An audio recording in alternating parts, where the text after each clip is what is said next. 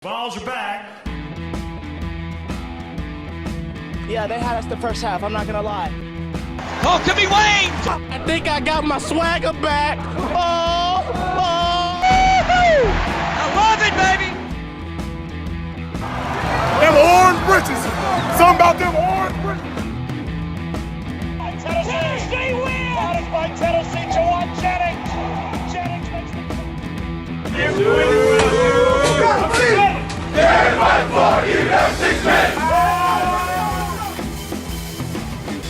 just won a basketball game, and we're very happy right now. You found a way, okay? All right, now, what I tell you, okay? All right, this decade is going to be the decade of the Vols. You got me? Reddit did to do and welcome into more important issues. It is Sunday, July 19th for a second time. Guys, I'm really sorry about the technical difficulties. Got that sorted out, I hope. And we're back, just like the Vols. We're back. It's good to be back. It's the decade for the Vols and more important issues. That's right, exactly. We'll run through real quick what we're talking about on this show. We've got another great one. Emmit Gooden, he was dismissed Thursday evening. We'll talk about that. Really, we're going to talk about the defensive line and what that because we previewed them a few weeks ago. So what does that mean for the Vols now that probably a guy who's going to start, what that could mean for that group. Still a very talented and deep group. We'll go all through that. We've got some team news. And then we're going to continue in our position preview doing corners this time around. A group that should be one of the more talented, more polished, adding depth, and also mature. They've had a ton of experience. The group that's starting, this will be their third year. Yeah, I think this defense as a whole just has a ton of experience coming back, and with Jeremy Pruitt coaching them, you got to think big things are happening for this defense. Yeah, absolutely. Got to. Yep. And then we're also going to talk about the SEC. They did announce they were honoring scholarships for those athletes who chose not to participate in sports due to the COVID pandemic. Going to talk about that, and I guess what that could mean for this football season or really fall sports. Man, I need college football bad. I mean, it's good to have sports back. NFL or NBA is coming back next week. MLB, MLS is already back. Golf's back, but there's nothing like college football. Yeah, it's definitely going to be a sad day if we don't get college football because it just won't be the same. Like you said, it's nice to have all those sports, but when the best one isn't there, it's kind of sad. Yeah, absolutely. And I'd even be happy. A lot of people. First off, the people who are like, I don't want it if there's not fans in the stands. I'm sorry. I think that's stupid. I'll take just an SEC schedule. I know it's not, great. You don't get all those games. You don't get Maction, Tuesday night Maction. But regardless, it's something, and it's better than nothing. Oh, yeah. And then we're going to talk about the top 5 NFL quarterbacks. Young versus old, kind of. There's some guys who are probably top 5 quarterbacks just a few years ago, but no longer. It's kind of the new guys have coming in and taking over. Yeah, there's definitely a good mix. Some veterans, some guys that haven't been in the league for too long. Yeah, it's just I think what started this for me was the Colin Cowherd putting the best quarterback arms in the league, and it was so dumb that I was like, we need to rank quarterbacks. What does that even mean? Best quarterback arm? I don't know. Like best looking arm, like nicest, or tone like and who can tan? throw it the farthest. Because he that's what I got from it, and he put Tom Brady on it, which I was like, that doesn't make any sense because I'm pretty sure I can throw just as far as Tom Brady. Tom Brady hasn't been asked to throw a pass over 15 yards in a decade. Oh, yeah. I don't think he can. Now that he has Mike Evans, though, maybe he's going to have to been stretching that. Mike Evans is going to be real disappointed when he runs a go route, and it's 10 yards behind him. That's why he had to move to Florida, was to get to the warmer weather. Because he can't get that old shoulder loosened up in New England. No way. No. You get that icy hot going down in Florida. Right. And then, of course, we've got our segments. That's most important and fail of the week. Sunday, like always. Before we jump into the show, though, Landon's going to tell you guys about a couple people that make this show possible. Yeah, guys, go check out our sponsors, Hound Dogs and Tennessee Tap House. Go get you some Vols gear, some accessories. They got it all, so go check them out. Go check out Tennessee Tap House. Great hangout place. I know Volunteer Roadshow does a lot of watch parties there during football season. Hopefully we're back to that in the fall. But yeah, go check them out. Go get you some brews and hang out a little bit. Safely, Do it. but go hang out. Yeah. Wear the mask. Yep. Wear those masks. Guys, I'm on YouTube. I'm getting on YouTube right now. I'm also on Twitter. Landon's on Facebook. If you got any questions, go ahead and drop them in the chat. We'll answer them. May not get to them right away, but I promise we'll answer the questions. We want to talk about what you guys want to talk about as well. So just drop those in the chat and we'll get to them. I'll go ahead and get this one. Aaron Ross already said if there's no fans, I don't want college football. Fans and home field advantage are huge for college football. I don't disagree with that last part. They're huge for college football. You won't get a ton of upsets. I realize that. But, man, there's something about it doesn't matter. Yeah, also, you got to take what you can get. Yeah, also, what is Vanderbilt never plays in front of fans. True. It's a normal season for them. Also, home field advantage is something, but every year you have a smaller team, non-Power 5 team, beat a Power 5 team at the Power 5's home. So I think you have to keep that in mind when you're talking about how much – because home field advantage is obviously important. But sometimes it doesn't matter at all. No. So football keep that gods are going to choose who wins, so it doesn't matter. Exactly. So keep that in mind. Let's go ahead and jump into the bad news. Emmit Gooden dismissed from the team Thursday night, almost immediately following his arrest after a domestic dispute. That's not good. I don't want to stay on this too long. It's a young guy that made a mistake. Hopefully he finds a chance to kind of redeem himself and is able to kind of move past it. That's my hope. As far as Tennessee goes, though, he's dismissed from the team. And it kind of goes into, I mean, I believe in second chances. I know you're kind of on the same page as that, too. But I trust Jeremy Pruitt, too, that he made the decisions that's best for this team. And we kind of talked about that Wednesday. Jeremy Pruitt's not giving us a reason to think he's not going to do what he thinks is best for the program or do what is best for the program. He's made a lot of decisions that maybe a lot of people would make, and they've turned out to be either good decisions or at least they've helped people in those decisions. So I'm going to trust that this was the best decision made, and I hope the best for Emmit Gooden. I hold no ill will. I hate to hear that happened to anybody, but hopefully, I hate it for the young lady too. I mean, it's a terrible situation all around. But now it's time for Tennessee. Tennessee's job is really, most of the job's football. So it's time to figure out who's going to be the next man up. Yeah, you just can't have that being a part of your program. If when Jeremy Pruitt came in, his first thing was change the culture, and you just can't have that. And I think a lot of people want to compare it to the Bryce Thompson thing, but apparently nothing came out of it. Like this was an incident that you really can't get past. I'd also, similar to Tim Jordan, like that's something like you can't get past. So I hate it for him. I hate it for the team as a whole because I think that's a huge loss. Mm-hmm. But the good thing is you didn't have him last year either. So hopefully you're able to just keep rolling on what you had. That is the good news is you didn't play it. You didn't really lose much. You did kind of lose somebody you hoped was going to be a starter, but you haven't seen him on the field. You're not playing without him really yet. So. Yep. And again, you're trying to get to that 85 scholarship mark, and this is just another one where you just got to cut your losses and move on. This is not the time to make a mistake. It's not, unfortunately. Not. And dude, like, there's not even just football players are really on campus right now. So how are you getting in trouble on campus right now? Yeah, it's unfortunate. As far as the defensive line goes, so I know we both had when we did the defensive line preview, we both had Emmit Gooden as a starter. And it was kind of obvious too. It wasn't I could see it. We were like, no, Emmit Gooden's going to be it. So who's going to be it now? I'll probably say Greg Emerson just because he was the one that started last year at that defensive tackle position. I think it will be Middleton, Solomon, and probably Emerson, in my opinion. I think, like we talked about during the preview, that a lot of those guys are going to switch in and out. Does Elijah Simmons take a bigger step? That's a guy that I'm sure is just chomping at the bit to get some more playing time. He was a redshirt last year, but if he's able to come in and be a dominant, like people talk about how dominant he is in the weight room, if he can translate that to the field, I mean, he's probably one that's at least going to have an increased role, if not, compete for that starting position. Right. No, that's a guy that you're going to probably need to step up more this season in particular.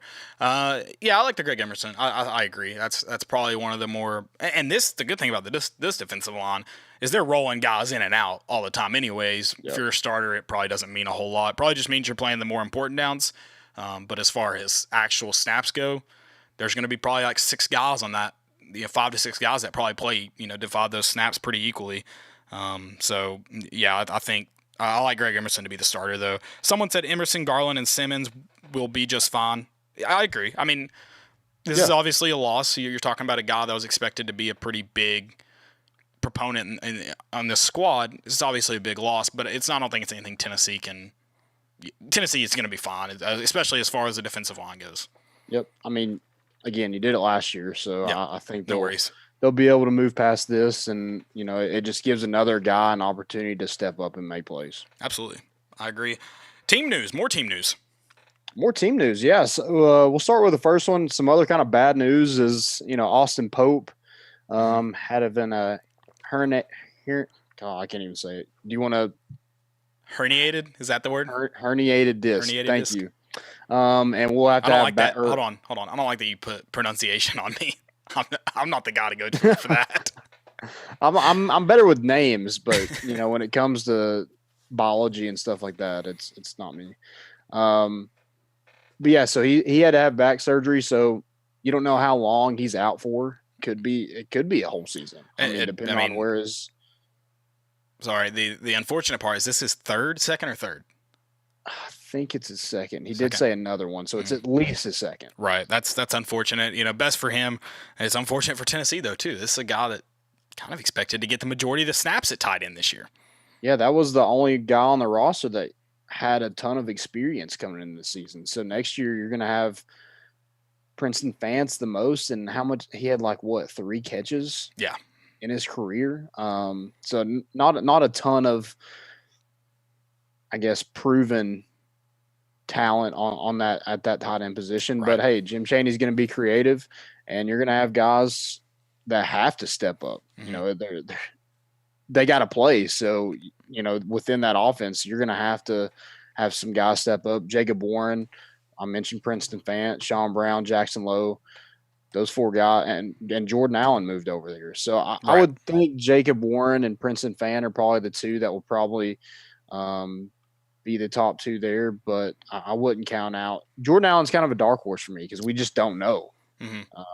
We haven't seen him, in an off season over there. So I'm interested to see, because we mentioned when we talked about the tight end position not too long ago that he moves from outside linebacker. That's not a big.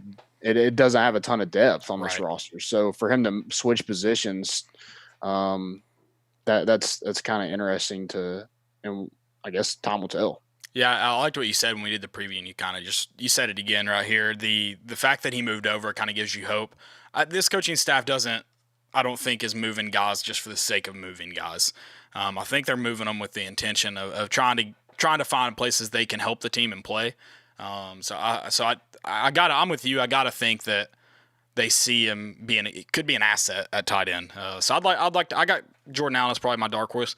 I'd also like to see Jacob Warren, man. He impressed me a ton in high school. I thought he was a little small for the tight end position. That may still be the case. I think he's gotten his weight up quite a bit. But he's had a few catches there. I think 3 or 4. And I'd like to see him maybe get a couple more chances. He was a great athlete in high school. A great athlete. I got to see him play a few times since he was in the Knoxville area. And I think he played wide receiver pretty much in high school. Maybe, I guess, a tight end. They utilized him a lot at Farragut. But of course, he was just a mismatch on anybody because he's 6'6", 6'7". He's a big kid. But he could go the hands were there. Yeah, the hands were definitely there. So hopefully that's at least a positive going into this season, is they have some people that can catch the football. Blocking, I don't know. That's going to be hard to replace Austin Pope, and with him having such a big hand in the blocking scheme last year. But somebody's got to step up. Yep, we'll see. Maybe they get an offensive lineman, just like a like Chris Akperogan. He's pretty athletic, right? Maybe Yeah, he can play some who's the blocking guy tight in end. 98, the 300-pound tight end? What's his name? Oh, he had 2 touchdowns, didn't he? Or a touchdown. Maybe just one. Wait, where? In 98. What was his name? Finlayson. Finlayson, yeah. Finlayson, yes. Yeah, you nailed it a couple episodes ago. Probably several now. Everything's running together. Yeah, it's wild. He had a touchdown or 2 in 98. I can't remember. I think 2. 2 touchdowns? Or he had at least 2 big catches. Yeah. But I know he was like his first catch was a touchdown. Yeah, we need a 300-pound tight end. I'm in the camp of 300-pound tight ends. Yep. Sign them up. We don't need speed. We don't need Gronks. We don't need that. I got a Georgia fan, and he's the only person in the Facebook chat right now commenting, and he's just... Is he just running his mouth? Yeah, he's just going on. Matthew Cheek. He's course. asking where Catfish is. Catfish was on here earlier, Yeah. so he has a bedtime, so he had to get to it. We'll have to get him on the more important issues one day. Yeah. We have a lot of people that I guess don't see the titles before they ask because they've been asking about Catfish. I guess we got to give the people what they want. I guess. I mean, I'm a man of the people. Georgia fans are loving some Catfish. They like that dance he does. Yeah. Any more team news? Yeah. So Brandon Davis. Also, I forgot to mention this. So Tennessee would. I thought they would try to go after the Central Michigan tight end that entered the transfer that had like 500 yards last season for Central Michigan, Tony Poljan, and I thought he would have been a great addition, especially now after you lose Austin Pope. Yeah. But he announced he's going to Virginia, so that kind of ended quick. But right. And then Brandon Davis, the defensive back, he entered the transfer portal, so another scholarship freed. But it was a guy that was. We're down to he was 90 small now. When he came, huh? Are we down to 90? Was it 93 before Tim Jordan? Yes. So down to 90. That was counting Jeremy Banks, I think, is what that number was at. 93 was counting Jeremy Banks. Yep. I'll say 90. Yeah. So we're about 90. We're about 90. Hint. Yeah. He probably wasn't going to see the field. He was a redshirt sophomore last year. He was just a small kid. I think he was actually going to play baseball too, but just focusing on football, but didn't really have the size or anything to see the field. So I mean, wish him the best of luck, but I think he was kind of told to maybe look elsewhere. Right. Any more team news before we get in this position preview? That's all I got. Let's do it. Let's start talking some corners. Again, I said it before the show. This is the position that you should be really, really confident in if you're Tennessee going into this season, because there are several question marks when you talk about. I think the defensive line is a small one. I think the front seven in general for Tennessee is a question, just because you're concerned for the pass rush. But as far as the secondary goes, especially the corner position, you're pretty confident in what they have the ability to do. Yeah, and you talk about the front seven with the, there's at least experience. Right. The tight end, it was a concern going into the season. Now it's even a bigger concern. Right. With the defensive line, it's not a concern, but like you said, it is kind of a question mark, or it's just kind of wait and see. Mm-hmm. But there's definitely talent at those positions, and the pass rush that helps the defensive backs out. Right. But when you have Jeremy Pruitt, Derek Ansley, those guys are two of the best defensive back coaches in the country. And Jeremy Pruitt's known for pumping out DBs into the NFL, especially cornerbacks. And he loves turning athletes into cornerbacks. So he got his first recruiting class, and Alontae Taylor and Bryce Thompson. They were Bryce Thompson and I think Alontae Taylor. They were both SEC all freshman team. Mm-hmm. But I think Bryce Thompson was a freshman All-American. And Bryce Thompson has been, the best defensive back we've had pretty much since he's been on campus. I mean, he's had he's intercepted 6 passes, 15 pass deflections in his, first 2 years, and didn't even play the first 2 games. Right. of the season. I had 3 picks against UAB in the first half of last season. But this could be a year where if he has a good year, he is probably gone. He's probably drafted. It's definitely possible. And we're going to see him, get to showcase his talents because in the second week, Oklahoma loses Jason Hazelwood, but they also have Theo Weiss, who is a 5-star. That's going to be huge for him. And then when Georgia comes to town, he's going to have to go one-on-one with George Pickens, who is probably one of the best wide receivers in the country. Definitely the wide receiver on Georgia's roster. Right, and their offense is just very dynamic too. And the thing is too, I mean, I don't know how often they even go to Bryce Thompson's side. Not that Alontae Taylor or Kenneth George or Warren Burrell, whoever's in the game across from him, I think we all expect Alontae Taylor to start. But it's definitely you definitely see people throwing away from Bryce Thompson more than throwing at him. And you also talked about the pass rush. The good thing about Jeremy Pruitt and Derek Ansley, the way they coach this defense, the DBs are just as important as the pass rush. There's a lot of blitzing coming from the outside. A lot of guys given the chance to go into the backfield and make a play. Yeah, I mean, perfect example. Sean Schamberger last year had 3 sacks himself, an interception, 4.5 tackles for loss. So he was big and run stopping, getting after the quarterback, and in coverage. He was definitely the surprise of the secondary. I mean, I don't think anybody thought he would be that. I guess not a surprise. I think him and Nigel Warrior definitely were the 2 probably surprises of the secondary. Right. The 2 that played probably above what we thought their ceiling was. Mm-hmm. And then with Bryce Thompson, and I think Pro Football Focus had this, but with Bryce Thompson and Sean Schamberger, Thompson had 325 coverage snaps and Schamberger had 361. Didn't allow a single touchdown in those snaps. Well, I mean, I don't know what that means, but I like it. Yeah, I mean, it sounds good. Because they got – I mean, it's just those stats are just so funny to me because Tennessee definitely got some touchdowns scored on them in those 320 snaps. Oh, yeah. But it wasn't their guy. It wasn't their guy, so I like it. I'll sign me up. We'll blame it on the other guy. Pass along the blame. How many times did Jarrett Garantano throw the ball past 5 yards on 3rd and 15? Best completion percentage? Probably 12, but they're the best 12 you've ever seen in your life. Yeah. Those analytics stats are hilarious. Is this Moneyball? It should be.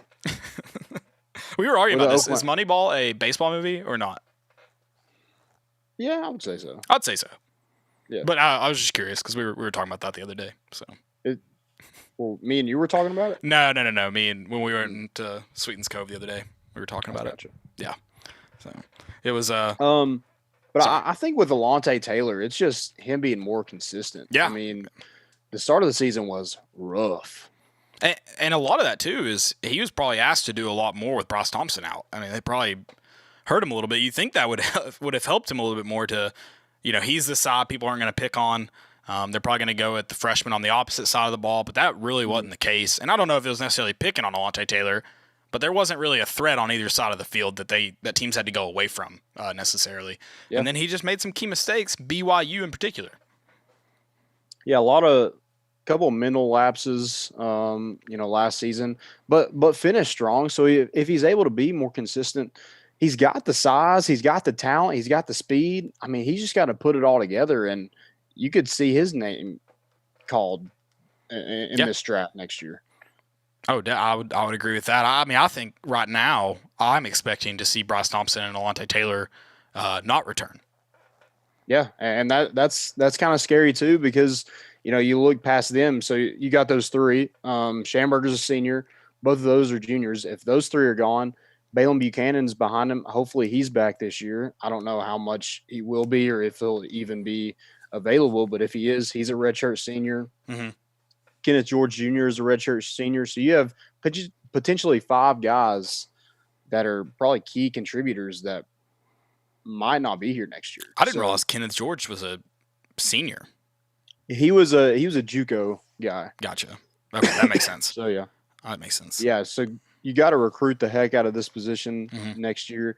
You have Warren Burrell, Kenny Solomon's probably going to be good. I don't know if Keyshawn Lawrence ends up at the nickel or if he is a corner or a safety, but he could be thrown in the mix some there too next year.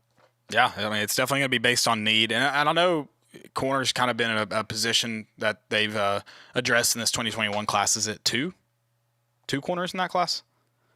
In the 2020 class? 2021. Their athletes probably going to play corner. Yeah, I don't know if I see any just like Jay Jones is listed as a corner. I think Edwin White may be listed as a safety, but could play corner maybe. Yeah. I don't know. I just don't see like there's not one true corner, I don't think, in this class. I think Kamar Wilcoxon probably would have been it, but right. He still hasn't made up his mind where he's going to go. So. Oh, wait, is he not Florida? Huh? Is he not Florida? Allegedly. His final decision? Yeah, who knows? Idiots. I'm not calling the recruiting idiot. I'm talking about the Florida coaching staff that asked if that was his final decision. Yeah. Okay, so here's my question. Why tweet that when you think he's coming back to your team? That's seems like a really dumb idea. Yeah, that seems like it could backfire instantly. Right. I don't know did we talk about the star position when we did safety preview? No. You want to talk about it real quick? Or are you saving a preview specifically for that? I mean, I did mention. You mentioned Sean Chamberlain. Yeah. Yeah, how he was the surprise and had a good year last year. And you talked about, being utilized not only in coverage, but, getting after the quarterback, helping with the run. And, you look at Justin Coleman in the NFL right now as a former Vol. He's the number one nickel cornerback in the country. So this is a position that's becoming more and more valued in football. So you're going to see a lot more guys take on that role. Balaam Buchanan is right behind him, who played that position before Schamberger took it over. I don't know if he takes – I would highly doubt the way that Sean Schamberger played last year. It would be hard for me to think that Balaam Buchanan would beat him out. But you have an option and you have experience behind him. So that's about all you can ask for with that position. Yeah, and I think Balaam Buchanan's probably a guy that you – and maybe he kind of trades snaps out there at star, but he's probably a guy that you stick out wide before Sean Schamberger when you're talking about finding guys behind Alontae Taylor and Bryce Thompson, or finding depth behind them, I guess. Yep. Yeah. You talked about real quick, just Sean Schamberger.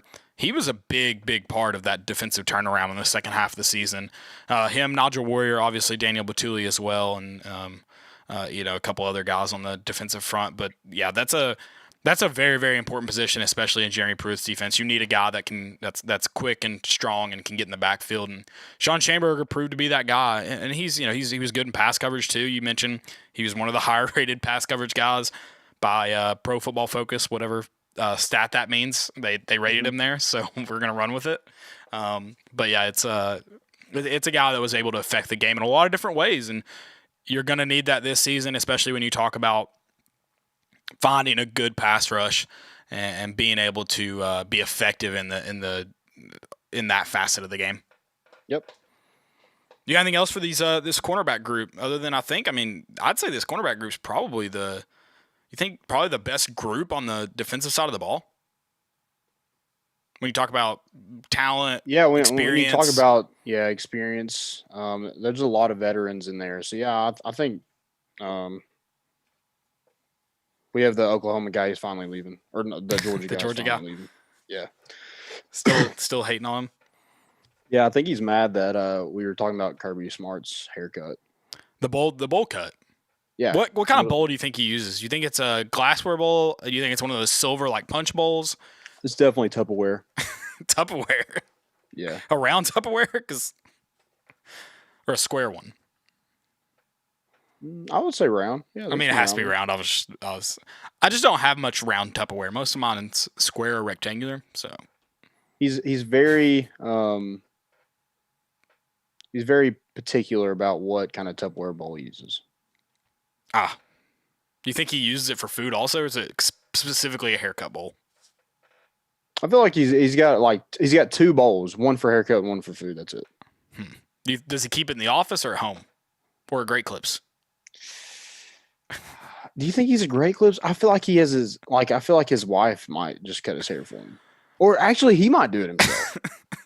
Is it like Bill Belichick the day before the game? He's like in a dark room by himself. Like he's like, it's time. Yeah. Yeah, that I want to believe that now. Actually, Bill Belichick, when he gets done cutting the sleeves off week of the game, he flies down to Georgia and cuts Kirby Smart's hair with the same scissors that he uses for the sleeves. I thought Aaron Murray might do it. Maybe he's the backup if Belichick isn't available. Then Aaron Murray goes and cuts his hair. Aaron Murray only cuts Jeremy Pruitt's hair. What was his hang up on Jeremy Pruitt that he disrespected Mark Richt? Yeah. But then he had 5 Georgia assistants follow him to Tennessee. I also want to be like, he was hated. What about all the guys that couldn't follow the team rules at Georgia? Did they not disrespect Mark Richt? Or is that not fit your narrative? No? Okay. Just wondering. We got a couple people in the YouTube chat. Someone said 1976 green Tupperware. Full disclosure, I don't know what that is. I was born far after 1976. So they made Tupperware in 1976? Yeah, I'm sure. I thought it was just You thought it was a millennial invention? Yeah. Someone said, I'd like to see Tennessee wear orange helmets. What you think? I'm not a big fan of the orange helmets just because I haven't seen one I love. I haven't seen one I absolutely love. With helmets, it's kind of best to say traditional. I feel like jerseys are something you can play around with, but it's helmets, not even, that's a dangerous game to me. It's not even tradition for me. I love the smoky gray helmet. I just think it's hard to. I love Tennessee orange. If you all can't tell, I wear orange a lot. I'm a Tennessee fan. But it's just, you got to be careful with Tennessee orange. You can't, too much is a rule. I mean, you can't, you got to have enough white or gray or black to balance it out. Got to be careful. I don't know, I have not seen an orange I love. And it might have something to do with the material too. That's a tough material to deal with when you're talking about helmets. There is such a thing as too much orange. Yeah, no, absolutely. You don't want too much orange. No. Like the creamsicle uniforms, those are nice, but they have that white helmet to kind of balance it out. So you can't have it all. No, you can't. And one thing for me too is I think white helmets look the best. Dylan said Tupperware was invented in 1946. Thank you for the fun fact. Dylan. I'm glad you know how to Google. I guess we could have looked that up. The guy that asked if Tennessee wore orange helmets, his name's Louisville. He said UGA got new helmets. They've always kind of fit. They're not always. They've been fiddling with helmets the last couple of years. Remember those red helmets with a black stripe all the way down to the face mask? Those were ugly. I hated those. Yeah. I will say, you asked about the orange helmet. The one orange helmet I do like is Chad Fields' orange helmet. But again, I don't think it would look great with an orange jersey. That's my only thing. Yeah, it probably wouldn't. It looks good on a shelf, but right. I don't think it'd look good on a field. I think a wolf gray would look better than just solid orange. Right. I mean, I don't know what you'd like. Smoky gray made sense because it had, ties to Tennessee, but wolf gray wouldn't. But it still looked good. What's wolf gray exactly? This hat is like wolf gray. Yeah. Gotcha. The thing I loved about the smoky gray helmets was the mountain design. Oh yeah. I mean, it meant Tennessee. It wasn't just like we threw that together just to look cool. Also, I think you talked about the orange. I think the orange just looked really good on the back of it. So, yep, or on it. So I don't know. It meshed perfectly. Yeah, exactly. Black. I wonder what the black. Speaking of that, I kind of wonder what the black jerseys are going to look like. Do we get a black helmet? I don't know. They need to figure something out. I don't think. The white helmet. If you go all black and you go white helmet, that's gonna look bad. It's gonna look bad. It's gonna look real bad. I don't think I'd like a all black helmet though. Especially if you do keep the stripe and the power T, which I think you would. I think you need to. That's where my traditionalist comes in. Yeah. I don't know. We'll see. When do those get dropped? You think they don't show them until the day of, or you think they drop them preseason? I think you gotta. When you come out, you don't even wear them during warm-ups. You wear your old white helmets, and then you come out with them to start the game. I don't hate it. The only thing that that would be irritating because it's coming. Mm-hmm. The last time they did that, you didn't know the black jerseys were going to be a thing. So it was a complete shock. But I mean, the Or you orange heard pants it. this year, I didn't know until I was literally walking to into the stadium and I got a text. I didn't know about the orange pants because I went on Twitter, I guess, for after we did our live show. I didn't know because I guess I just put my phone down. So I didn't know until they ran out of the tunnel that we had orange breeches on. It was great. It was electric. Like for me, I'm sure everybody was like, dude, we've known this for an hour and a half. I was like, holy orange breeches, guys. Yeah, we were having fun, man. Yeah. Sorry. Put your phone down. Live in the moment, okay? Yeah. Just As I enjoy it. videotaped them running out in them. I was like, put your phone down. Live in the moment. All right? Golly. You got to videotape that though. No, You for don't know sure. if they're ever coming back.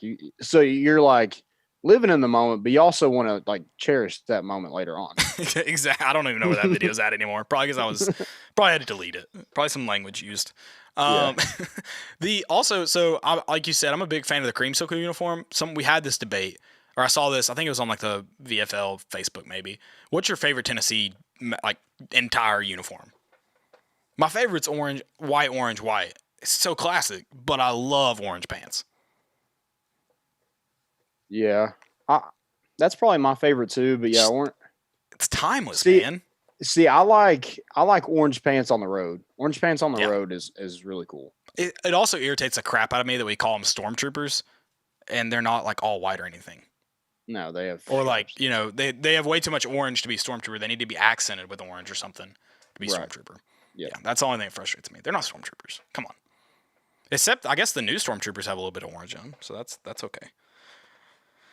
I digress. SEC honoring scholarships. It was announced this week SEC would honor scholarships for any athletes who chose not to participate this season due to concerns over COVID-19. What are your thoughts, man? I think that's good for them to at least give them that option. Now, I think there's a lot of questions with that. I mean, it doesn't mean they still keep their year of eligibility. That's not up to the SEC. But if they use that as a medical red shirt, I think that's a great idea. I mean, if your goal is to look out for the athletes, you at least have some options available if people don't feel comfortable playing.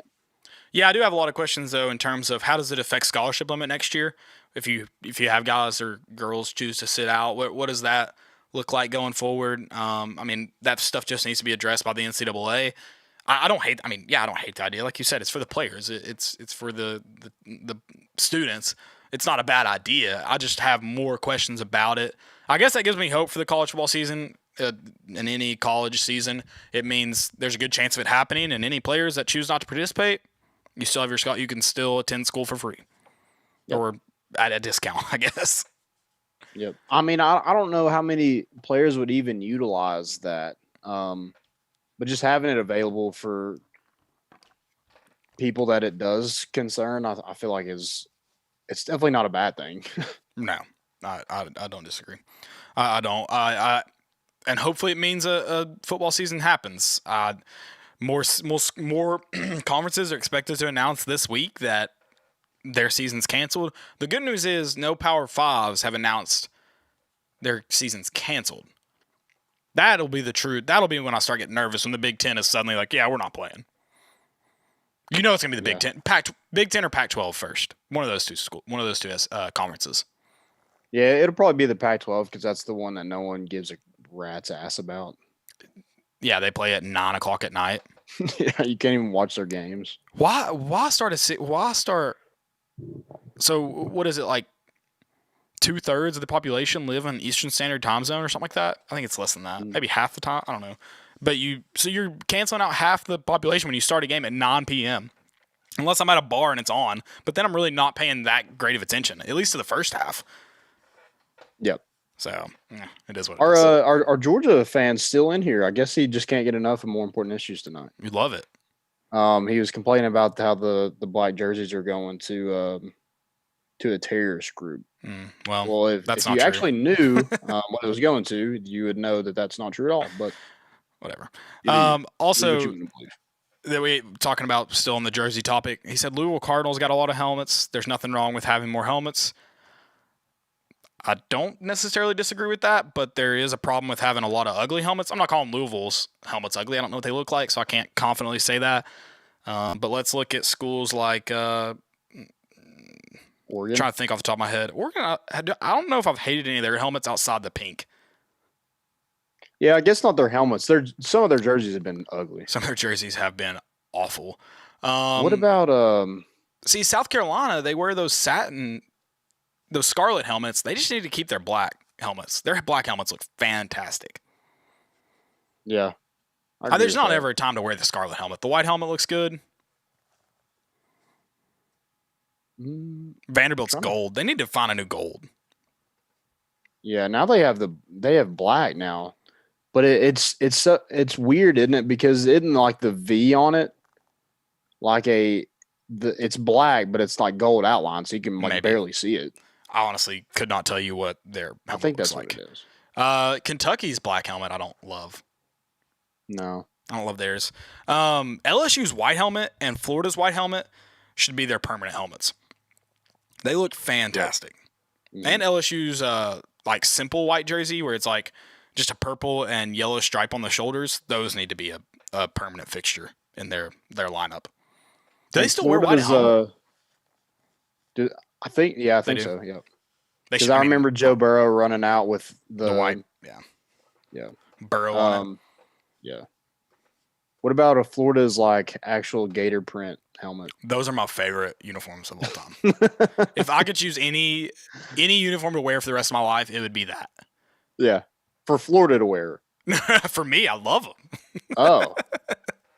I love just being publicly shamed. It's like wearing this scarlet letter.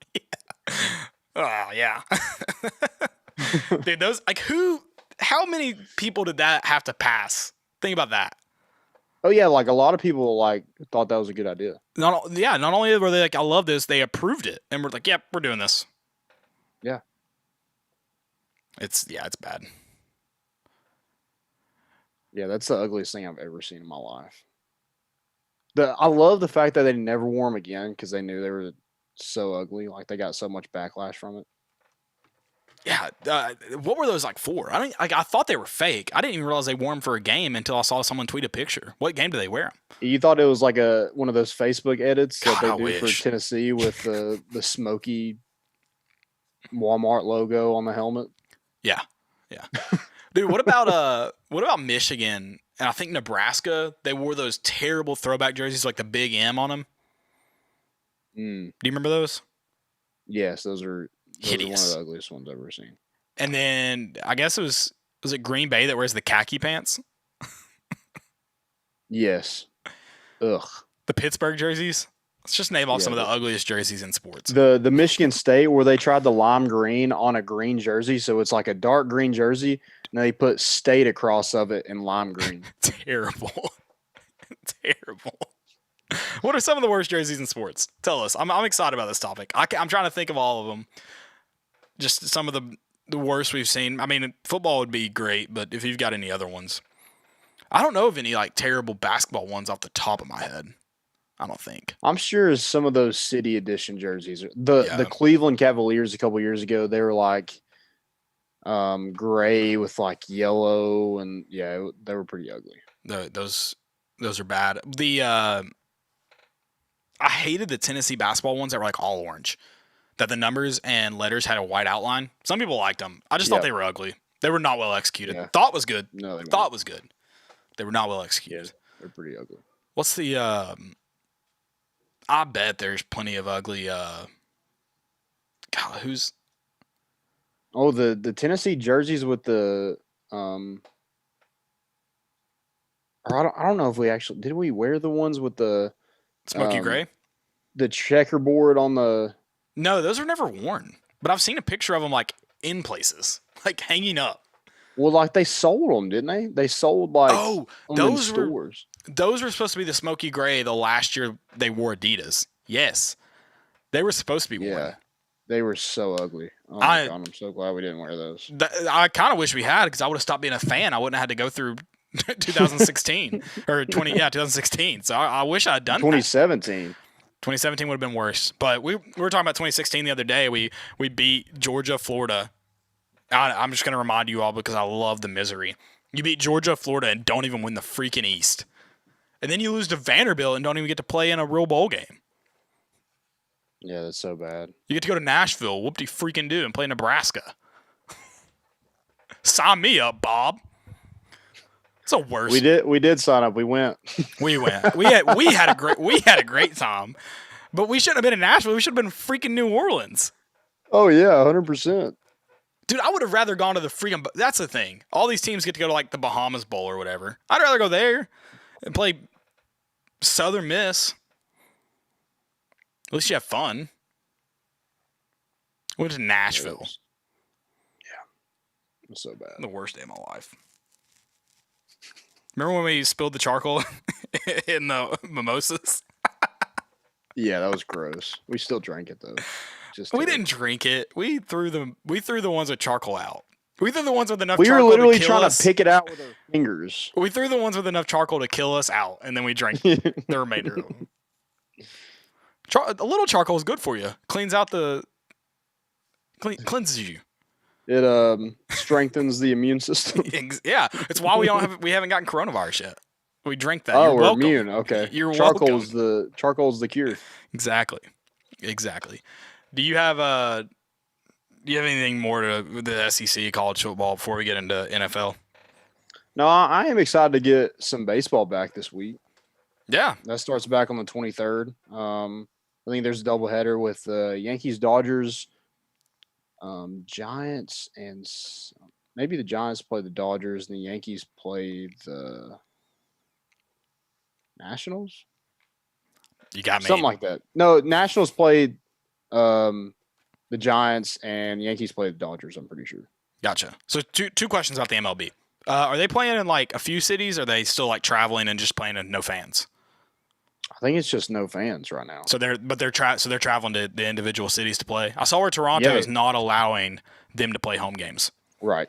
So that's the only city. So I guess I'll just have to find somewhere else to play. I think so because they're already like scrimmaging pretty much. The Yankees played the Mets last night. Oh, did they? Yeah, that started the 17th, I think.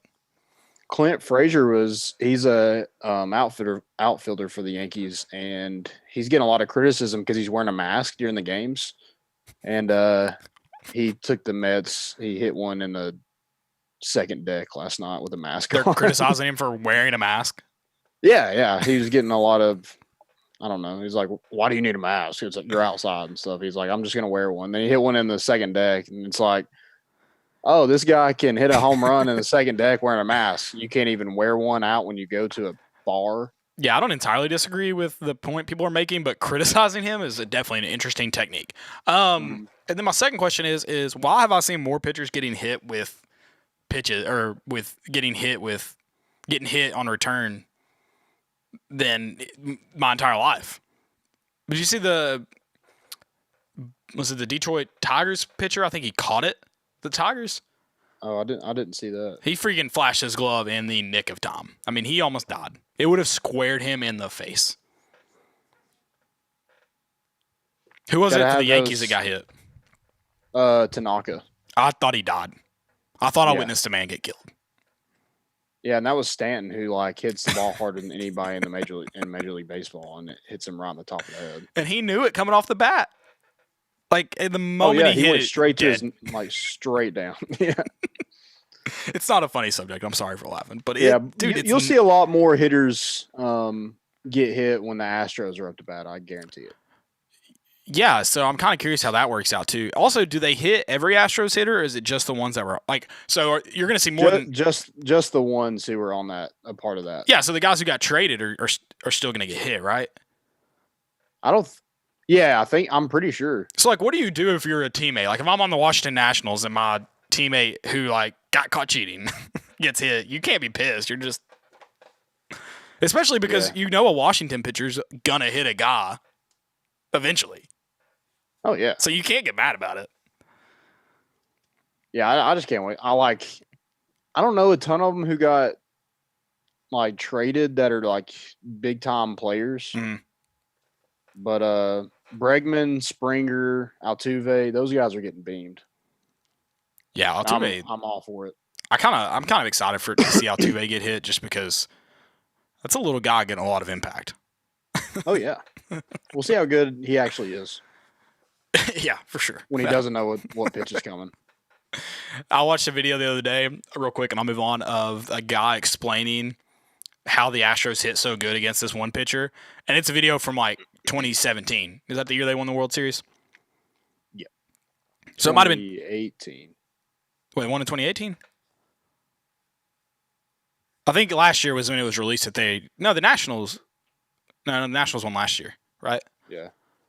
I can't remember. Oh, no, the Dodgers won in 18. Maybe. I can't remember. And so it was released like the year after they won the World Series. I don't know. And it was like a guy explaining how the pitchers tell, and like when he was throwing it off was speed. 2017. You're 2017. Right. And it was like in 2018, and he was explaining how they they can tell when he's throwing an off speed pitch and stuff like that. And it was just funny to watch it now because you're like, no, they know because there's a guy feeding them the signals from freaking outfield. Oh yeah. I can't wait until there's like a 30 for 30 and this like random old man just sits and just like, if he waves, it's a fastball. If he's like flipping you a bird, it's I was the guy. Yeah. So when are they gonna like admit to it? Because really only one pitcher has like really come out about it, right? Who was it that came out? I don't remember who that was. He had gotten traded to the Dodgers, or not the Dodgers, the Rangers, right? Yeah, and like he wasn't even a big time contributor, but he just he's like, released they're all everything. cheaters, man. Yeah, he was like, I don't really get known for that World Series, so I'm gonna get known for it. So did you watch the Sammy Sosa, Mark McGwire 30 for 30? Did they like? I need to watch it. Did they just like straight up? They were interviewed in it. Mark McGwire was interviewed in it, wasn't he? Yeah, so was Sammy. They were both interviewed. Were they just like, yep, this is what we did? Or were they kind of dancing around it? No, I guess Mark McGwire was just like, no one knew this was illegal. It's an interesting, that's an interesting technique. Yeah, he was just like everybody was taking this thing and we knew it was illegal. Everybody's just doing it. Yeah, it was never said that we couldn't do it. Interesting. Was basically his argument. Interesting. That's a bold strategy. Is he still coaching in the MLB? Yeah, I think so. Is he still at the Cards? I don't know if he's still with. I thought he was doing like a. Was he doing like a minor league team? I know for a while he was the hitting coach of the Cardinals. I don't know how long that lasted. Yeah, but let me see. I don't know. While you're looking that up, I guess let's go ahead and jump into the top 5 NFL QBs. This is a fun topic because, like I said, it's kind of old versus new. I think there is going to be a lot of disagreements, not necessarily between me and you, but between a lot of people, because I think there's a lot of valid questions to be asked. Guys who maybe haven't done it for long, haven't necessarily approved. Because part of being a good QB is winning a lot of games and longevity. How long have you done it? Because guys like, I think for a great example is a guy like Andrew Luck, who every bit of talented, every bit of smart that you talk about could be a top 5 NFL QB. If you take some of his better years, he's obviously a top 5 NFL QB. But before he retired last year, could you confidently put him in that category? Probably not. But he had the ability to be it. If he's on a better team, he probably is it. So things like that, I think, and guys like Tom Brady, who's coming towards the end of his career, sure, Super Bowls, that's obviously, an easy argument, but rings aren't the whole argument. So I think it's an interesting topic, especially because I feel like you have a lot of talent and a lot of different talent at the position right now. Yeah, I think with mine, you see a lot more guys that are more athletic, more not really dual. Doesn't have to be necessarily a dual threat, but guys that can move around in the pocket. Not like a Peyton Manning and Tom Brady. It's just a different age with quarterbacks nowadays. All 5 of mine are those guys. They're not necessarily dual threats. They're not Lamar Jacksons. They're not even Patrick Mahomes. When you talk about his ability to get out of the pocket and throw the ball on the run, but they can move around and they create time, and then they're able to make the throw. So number 1, who do you got? First, I did want to say Mark McGwire he was with the Padres and left the team in after the 2018 season. So gotcha. No longer coaching. Nope. So number 1, Patrick Mahomes, it's got to be. Yeah, $500 million man. That's who I've got, Pat Mahomes. Yeah. He's just super. I feel like 2 years is enough to prove it. Yeah, he's a baller. Yep. Who you got for number 2?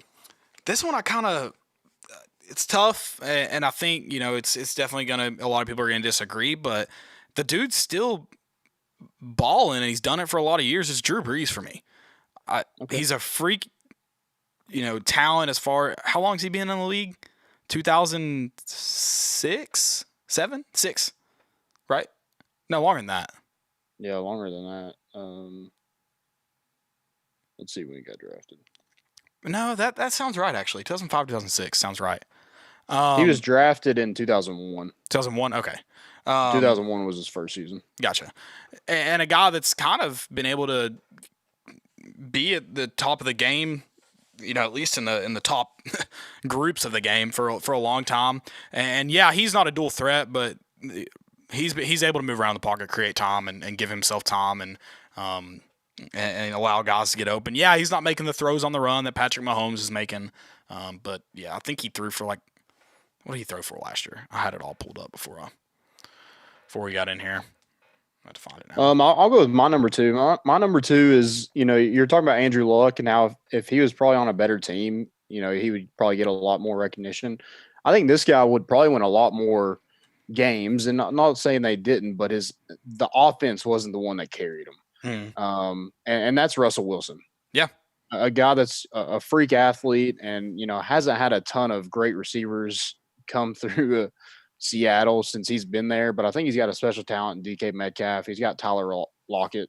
But man, that he's just special. And, he was like Mahomes before Mahomes was in the NFL.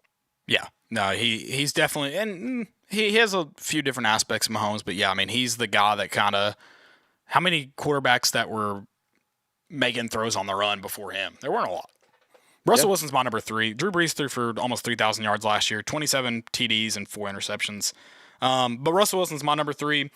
Everything you mentioned. I mean, the dude's a baller. He's been asked to do a lot more in the last 3 or 4 years than he was earlier in his career.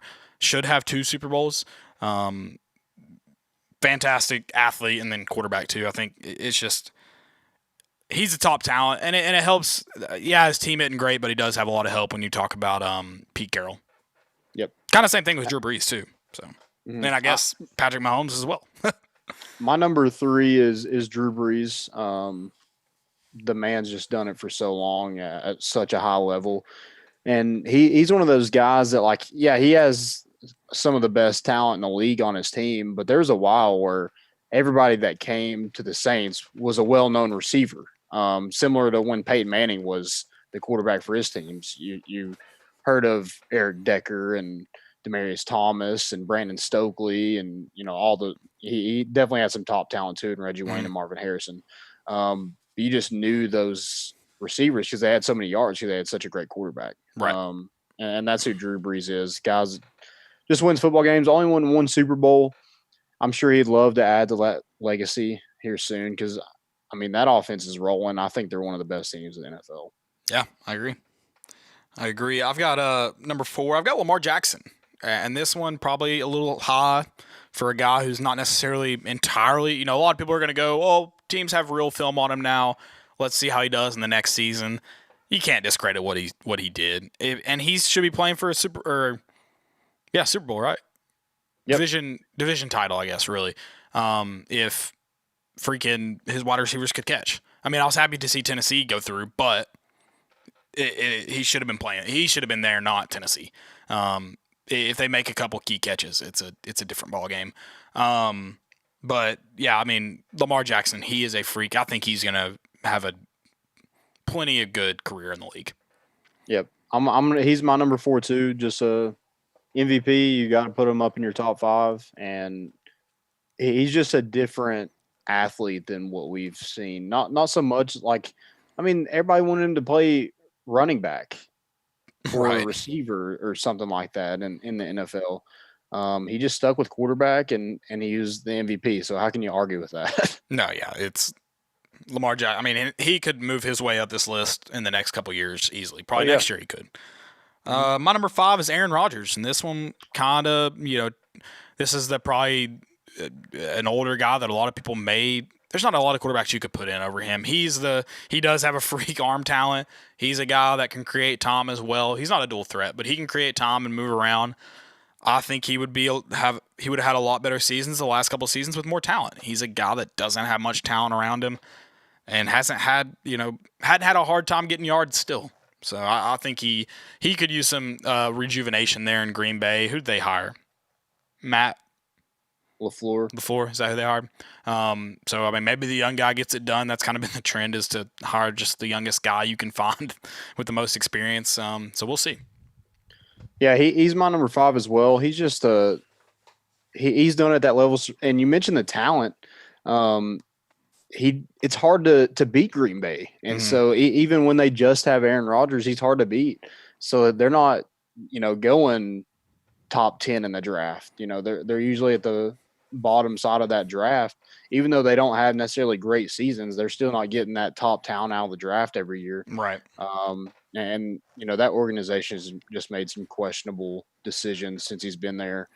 We talked about the draft this year, getting Jordan Love over a receiver. I think they haven't got a receiver in the first round in 15 years. Yeah, ridiculous. Just like, what are you doing to that man? Get one top 20 talent, and you'd be a lot better. It's wild, man. I don't understand it. Dumbest thing I feel so bad for Aaron Rodgers. Wasn't he on TV or on a show when that news hit? Wasn't he on camera live when they found out they were drafting a quarterback? I don't remember. I thought he was. I'll have to look it up after the show. Who do you got at number 6, number 7? I'd probably go Deshaun Watson or Matt Stafford. That's pretty crazy. That's who I have. I have Deshaun Watson, and I kind of hot take. I kind of want to go Kirk Cousins. He's had a couple really, really good years. He's gotten him some money lately. You like that? I love it. Yeah. Matt Stafford's another one of those guys that just man, if he had some talent, he'd probably do well, but that man is just stuck in Detroit. That sucks. and then freaking Calvin Johnson left. It was a disaster. And and Matt Ryan. I don't think you can discredit Matt Ryan too. He's probably up there in that top 8, top 9. He's in the top 10, I should say. Yeah, and Tom Brady is probably. Tom Brady's up there. He's just kind of on his way out. Yeah, he wins football games. He's not necessarily the most talented quarterback in the NFL, but he gets it done somehow. He gets it done. He's I'm curious to see the Tampa experiment, man. It's gonna be an interesting one. He's that old man at the gym that can just shoot lights out from that one spot.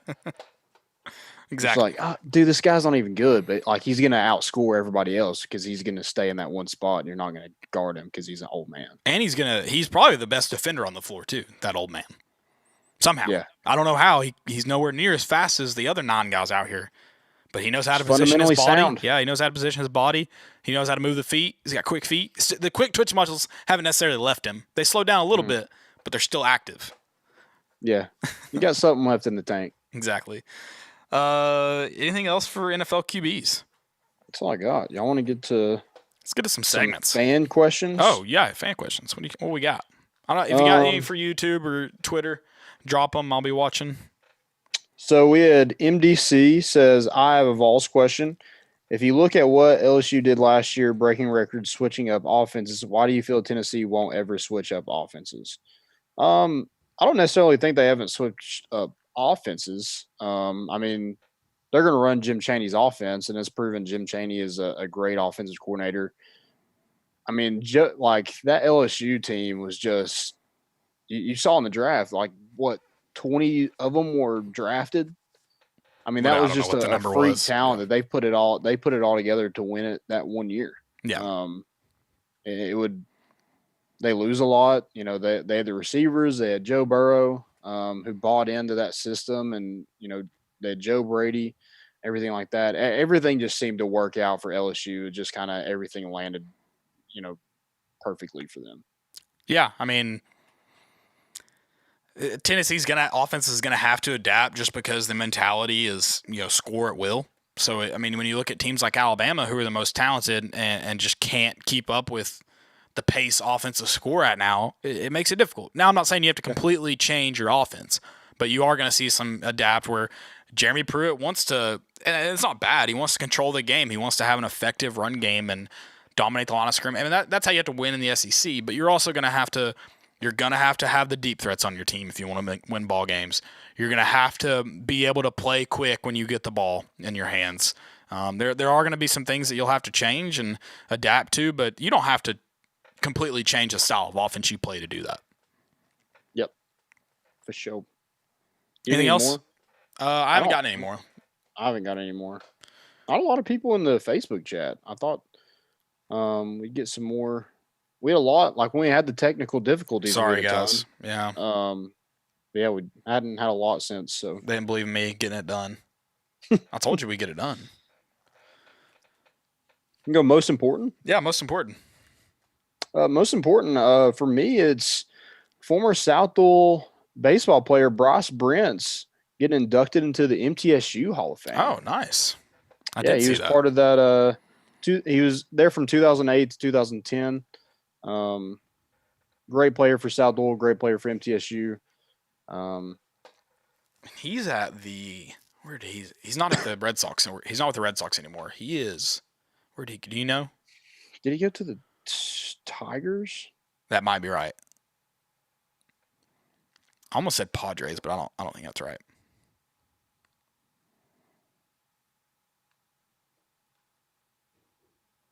Hey, do what? Sorry. I think it was the.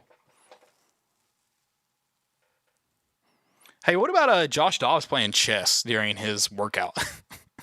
Dude, that man's a different freak. I also want to ask, it's impressive. I just don't know what it really does. I guess it helps you slow your mind down when you're breathing hard and your heart rate's up. I don't know. I have no idea. Why? Yeah, I do want to know the why behind it, but it's interesting for sure. For sure. Oh, so I guess he's back with. Is he back with the Red Sox? Boston, yeah. Dude, so I looked it up the other day. Probably when was he announced that he was going to the Hall of Fame? The MTSU Hall of Fame? This past week. Yeah, I think I looked it up when I saw it posted.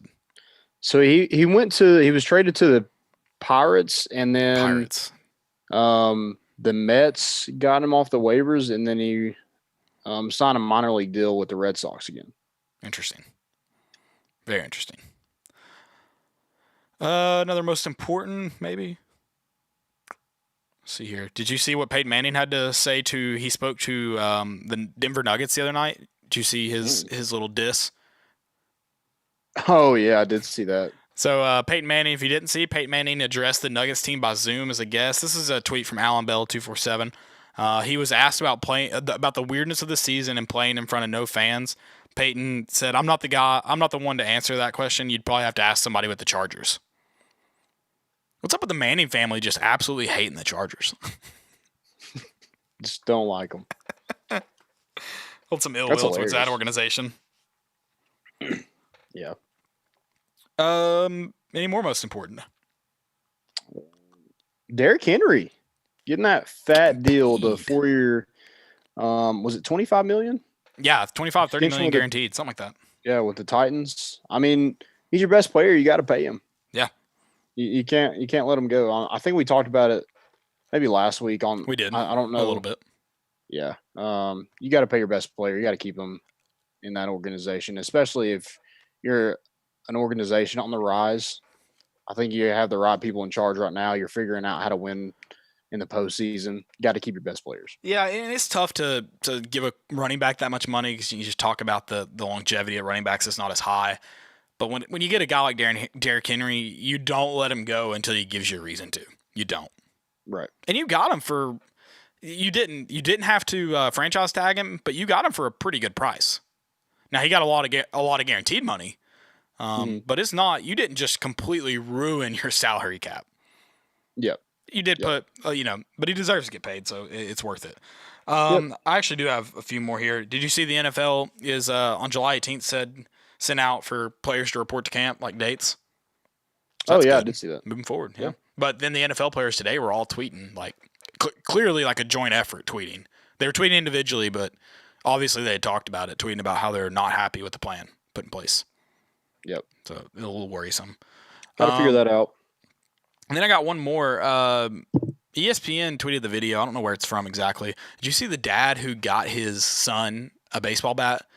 Clearly, the son was not expecting it at all. And that night hit a freaking dinger. And the dad caught the home run. I didn't see where he hit a dinger. I know, like, the son thought he forgot. This is an older video. Oh, is it? So the son thought he forgot his birthday. And so when he get done after the game, he goes in there and gets the bat. And he starts crying. But I didn't see where he hit a dinger. But that maybe that was his first time using the bat. I don't know. Yeah, it looked like that night. It looked like the kid was going to a game. I don't know if it was the same night, but they made it seem like the same night. Great video editing to make it seem like the same night. Did you see where? So this is another one. Did you see what NBA is building a barber shop in the bubble? No. It's like an actual NBA barber shop. Like, it has the logo and everything. Interesting. It looks like we're playing like 2K. That's pretty much what it is, isn't it? Like, they all can't leave. I mean, it's like my part pretty much is what it is. We're living in a simulation. Yep. Do you think, have you seen all the cake videos? Yeah. Have you started like cutting up random things to test it? No, it's very weird, dude. I just don't understand this trend. Do you like my conspiracy theory that I figured out today? What? Coronavirus is just a cake? No, the quarter. Did I tell you about I put it in that group message. Oh, the bat. Yeah. Dude, I had a quarter in my pocket, and so I was I was explaining the coin shortage. I'm sure most of you are aware of it. To my nieces and nephews, because they were like asking what it meant. And we had a bucket of mostly pennies, and I was telling them how pennies are coins are brought out of circulation and stuff. And I was like, yeah, if you find, coins from, a long time ago, they're usually worth more than a penny. Their face value, grows because they're rarer, because most of those are thrown away. So we started looking at pennies. We actually found one from like 1929, which I was like, that's pretty cool. Wow. Yeah, it's pretty crazy. And so now, like, every coin I get, I'm like looking at it because I'm just curious. And looked at it today, and it was from 2020 and had a freaking bat on it. I was like, this is all a conspiracy. It was some national park, but I need to look it up. I can't remember what national park it was, because it was like one of those. What are they called? Edition? Do what? Limited edition? Yeah, something like that. Whatever. But I was like, that's so. It means nothing, but it gets my conspiracy brain going. It gets a part of the brain operating that I don't operate much, except when I'm really dialing into, like, jet fuel that melt steel beams, stuff like that. Mm-hmm. So yeah, I was pretty conspiracy theory drawn for like an hour today. Not a long time. Usually I get stuck for a couple hours. Yeah, that's like a rabbit hole. I mean, you could spend hours and hours watching that kind of stuff. Yeah, it's fun, but yeah, it's time consuming. Yep. You're like, oh, man, it's been 4 hours. Yeah, I'm glad I didn't get. I was like, when I started looking it up and I sent all that text, I was like, was it Brody, I think, said? He was like, yeah, I spent a lot of time the other day. And I was like, yeah, I got to stop before I get stuck. I'm going to get stuck in this. You have any more importance? No, I got a fail, though. Oh, I got a couple fails. So my first one is, have you seen Britney Spears and like her new dance videos? Dude, they're terrible, but is she being held against her will? More conspiracies? Dude, like, what is going on? Why? Like, she's got to be on drugs, right? She looks like it. She looks terrible. Like it looks bad. Yeah. Like, I'm like, Brittany, I'm not like, people know like we're doing better, but this doesn't seem to help your case. So I was reading something about that, about how her like dad and manager have like whatever custody, not custody, but it's like they make decisions for her or something. Even though she's an adult, it's some kind of thing they can become. But she's been like touring lately, hadn't she? Really? Where? I thought so. Like in the last like 3 years, I think she's been on a world tour. Oh. Yeah, I know. It's shocking, right? How many people are Britney Spears fans still? I mean, like, dude, oh, come on. Like that kind of, like, who's a fan of that kind of stuff? Well, that was before. Now she's like, stuck in her house doing drugs and TikTok dances. It's so strange. All right, I'm going to look up her concert tours real quick. Dude, think about this. She used to sell out arenas. She still does. She still does. She went on a world tour in 2018 that looks like grossed, maybe profited $56 million. It was a North American and Europe tour. North America and Europe tour. And then she did an Asian tour in 2017. It doesn't say how much money she made. Where's she selling out arenas at? Like, okay, so she grossed $56 million. That means she probably didn't make that much money, right? I feel like that's an expensive thing to do. She had 261,000 people see her. That's really not that many, I don't think. And 25 shows? I don't know. Is that a lot? Oh, no, not 25 shows. Dude, that's not a long tour. 31 shows. Is that a long tour? I don't know. I don't know either. I don't know that much about that crap. That's incredible. Dude, that is wild. She didn't come to Knoxville. Is she going to, like, the fairs? Is that what she's doing? No, I think she's going to arenas. Because, I mean, like, I could see her selling out a fair. Like, I think she's going to arenas. Here you go. Piece of Tour. That was the name of it. Piece of Tour. She had Pitbull with her in 2018. Pitbull, you're willing to put your name on something like that? My Lord. Oh, come on. Pitbull's definitely willing to put his name. She played at Radio City Music Hall in New York on her latest tour. Oh, my God. Was it on Wednesday? It was 2 days.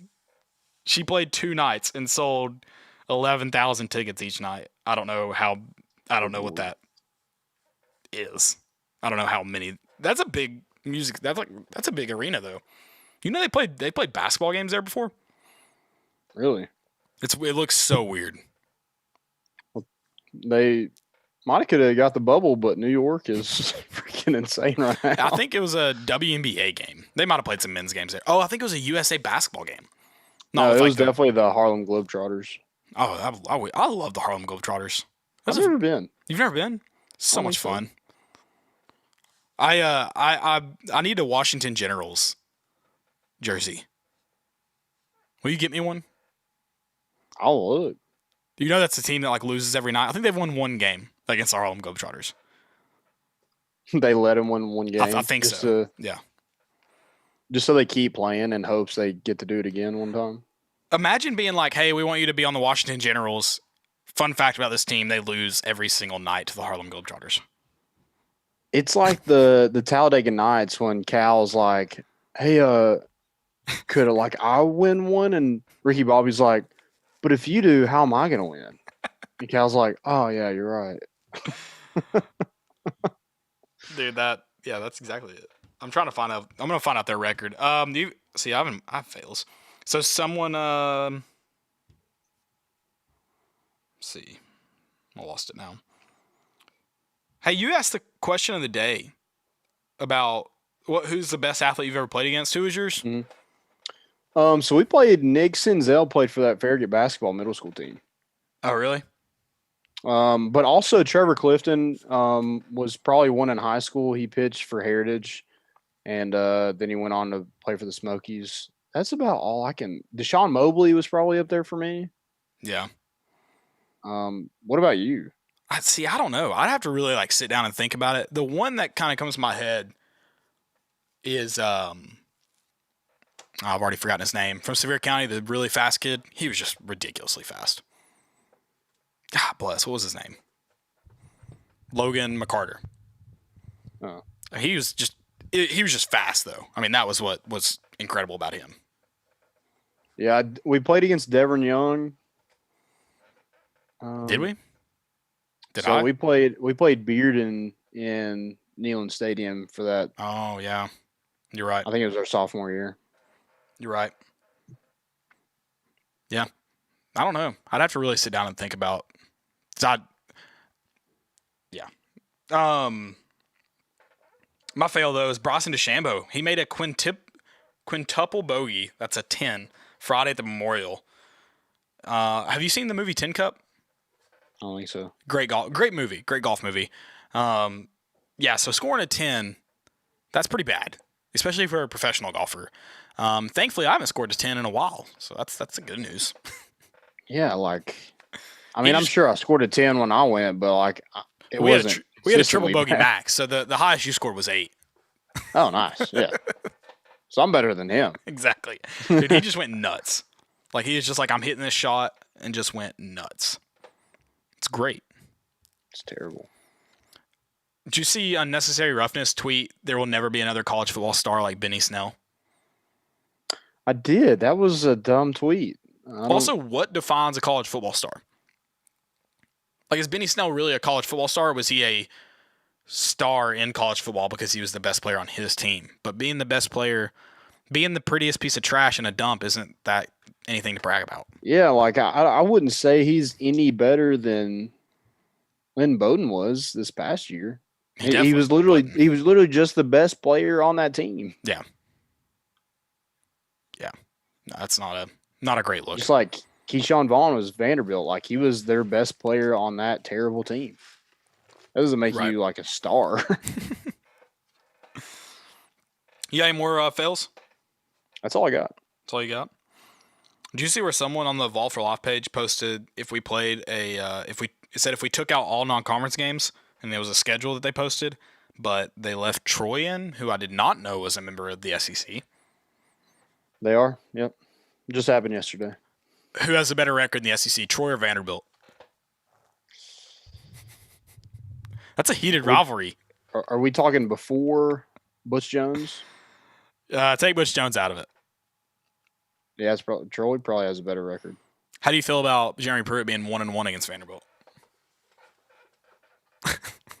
I'll give the first one. I won't give him a pass. I might not always remember it. I was in that stadium. You get 0 pass if I'm in the stadium. Yeah, but like I understand like where we were at. That Vanderbilt team was bad though. Oh yeah, you still should have been. You beat Auburn and Kentucky. You still should have beat Vanderbilt. He is 2-0 against Kentucky. But that team just looked done. Yeah. But you make a bowl game if you beat that team. That's what's wild. I go back to that culture change. The culture was just so toxic under Butch Jones that I don't know. It was definitely a weird feeling that we didn't have any more fight than we had that night. What bowl game do we go to? It's not the Music City Bowl. We're not even good enough to make the Music City Bowl. How depressing is that? We'd probably go to like the Liberty Bowl or something. That actually would have been a lot of fun. I'd go to Memphis. I would go. Memphis is nice. Not right now. That place, speaking of COVID hotspots. Yeah, I would go now. Knox County is getting there. Good Lord. Yep. So tell me about the couple that got in a fight at Walmart. You tweeted about it. I kind of want to. Oh yeah. I need a verbal history. So like I was in there. Like I got mad. I packed my beer to go to the river. Were you shopping for an air mattress? Why were you in the air mattress aisle? I was not.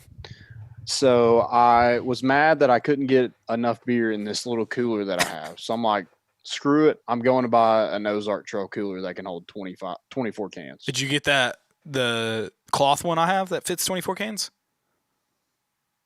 Yeah, it is. And it has like a box in it, like it holds ice.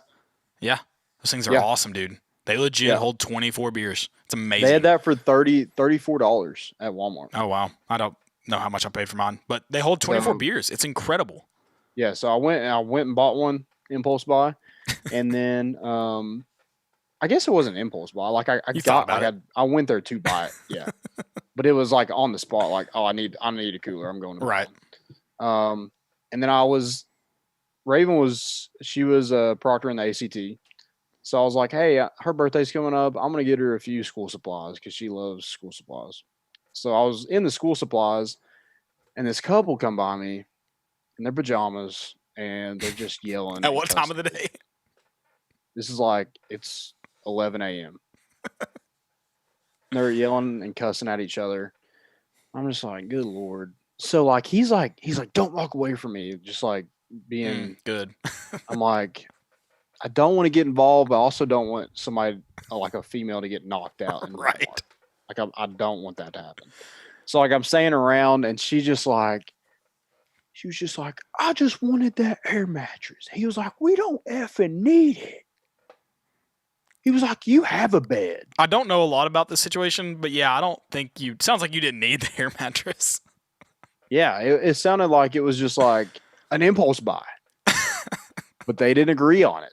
So she Was it was one of just the going to fancy walk ones away. with the blower in it? Because then I do understand what she wanted. I get See, it. they weren't near the air mattresses at this time. They Oh. were like she was walking away, and he was like chasing her, like cussing and yelling. They've been arguing about this for a minute. Yeah. So then I pay for my stuff. I go Did you hear outside. my dog choking? Yeah, I did hear that. I might need to do a life-saving technique over here. You good, dude? I don't even know what he'd be choking on. All right, we're good. So so I go outside and I pass him, and he's smoking outside. Okay, good. He's Little talking to blowing- this blowing random some guy. steam I was off. just like, yeah, he's talking to this random guy. He's like, yeah, I can't believe she just broke up with me over that. And I was like, oh my God, they broke up over that argument over an air mattress. That's awesome. I see, and I usually get stuck in the situations where I'm that random guy he's talking to. I've had a lot of people confide in me when I don't need that. They're like, Yeah, man, see, you will not believe my old lady did to me.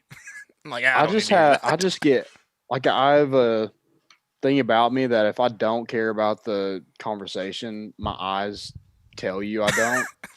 And so those people don't come up to me very How much often. Tennessee gear were they wearing?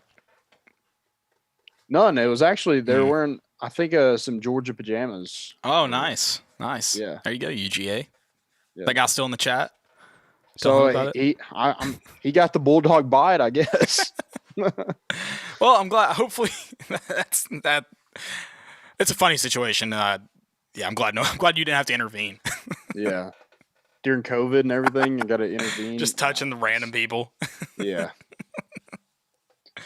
I love some of the responses on the tweet. I think that was my favorite part. Yeah. And I didn't want you to have to tell me the story over Twitter because I knew this was probably gonna be interesting. So I did need to hear it on the show. I actually forgot all about that. I'm glad you asked me about it. You shouldn't. You should keep that forever because Dude, I'm just trying to imagine because like if they were going camping, like I want an air mattress to sleep on, and he's like, we're not sleeping on the floor. I'm like, I side with this woman wholeheartedly. If I'm going camping and I can take an air mattress with me, I'm taking an air mattress. But she's just like, I want one for the dang living room, Bob. yeah, she's like, I need a new couch. Get an air mattress. They need some more furniture. She wanted an air mattress. He wanted a couch. I don't know. What to do. Maybe they have a lakefront property and she was going to use it as a float. I'm not maybe. one to judge. So Yeah. I don't know. Yeah, just a weird situation. I always have weird stuff always happen to me. that didn't really happen to you though. You did get to experience it, but though. it's like I'm always part of it in some way. No, that's fair. Were there a lot of people watching, or was everybody trying to ignore it? Like, were there a lot of people around? Yeah, everybody was just like looking, but like they stop like right where I'm, like right in the aisle that I'm at. My favorite ones are where like people are watching, and the girl or guy turn, and they're like, "What are you looking at?" And it's like, you jackass screaming in the middle of a Walmart Yeah, at a person you can argue with at home. Yep. A lot of people are talking about how crazy the world is, and here's the thing: the world's always been this crazy. We can just record it now. We haven't always been able to record it. Yep. That's the difference. So. Yeah, I was definitely living in that moment. I didn't pull my phone out and record it. It's probably a good decision. It sounds like both of these people could have beaten you up and eaten you. So yeah, judging by the story you told me. Right. Yeah, they were willing to end their relationship over an air mattress. So how do you think they got home? Phone and being videotaped. Right. Like how does that go? Cat bus maybe. I don't know. Like did one of them drive and they just drive, or did they get in the car together and just be mad at each other? Did they they had lived together? It sounds like. Yeah, I don't know. I didn't stick around. I didn't want to be the guy he was telling the story to. You should have checked on him. That's the thing. You should have been the one to check on him. Well, you could have provided a home to a homeless guy. I didn't have to check him. That wouldn't have been fun. South Knoxville Walmart, right? Oh yeah, 100%. Perfect. I was like, there's never a dull moment. Every time I go in this place, I know why I don't go to this place. See, I've never really had a great story from there. I've had a few interesting ones, but never like that. I mean, I don't get a lot. I guess I go at the wrong times. I don't know. Yeah. Oh. I've had a couple. I'm about to go out like weird experiences. Yeah. I think the key is to go late at night or like mid afternoon. That's the key. Late at nights, that's rough. Don't go too late. Yeah. Oh, don't go to that 3 a.m. crowd that they haven't even been to, or 5 a.m. where they haven't even been to bed yet, and they're just exhausted and just looking for trouble. Well, they freaking close at 8 p.m. now. I went like a week ago, and I had to pick up something for my brother. They're like, we close at 8. I was like, well, it's 7:50, so good thing I'm here before 8. Right. And they're like, well, can you hurry? And I was like, well, y'all don't even have cashiers open. You all can just leave. Leave me the keys. I'll lock up. I'm pretty much freaking doing your jobs anyways. Like, good Lord. God. That pisses me off, by the way. Yeah, I feel like prices should be going down on products if we're not having to pay labor, right? That's a good point. I don't know. I'm not a mathematician or anything. Yeah. Should be. I should be. Guys, I appreciate y'all if you stuck with us. I'm sorry for the technical difficulties. It won't happen again. Well, it wasn't my fault, thankfully. So I can't speak for technology. I feel like it always happens. So we'll try to fix it as fast as we can the next time it happens again, and we'll get it working. But I do apologize for that. I'm glad we got it squared away. Been a great show. We will see you guys on Wednesday.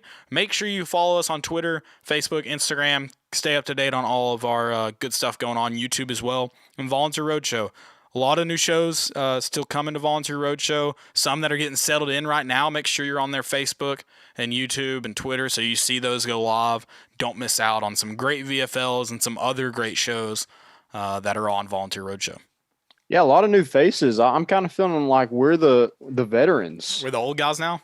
Yeah, now. I mean, it's Bobby and Billy, but then after them, it was kind of us. Oh, we're seasoned vets, man. Yeah, we're getting that veteran minimum right now. So does that mean we're tenured? Is that how that works? Can't get rid of us now? Yeah, we're the Tom Brady. We're no longer in the top 5 anymore. Exactly. Oh, dang it. That's how that feels. Okay. Right. But that's all we got. Thanks for sticking with us. We're bringing the boat in, and we out.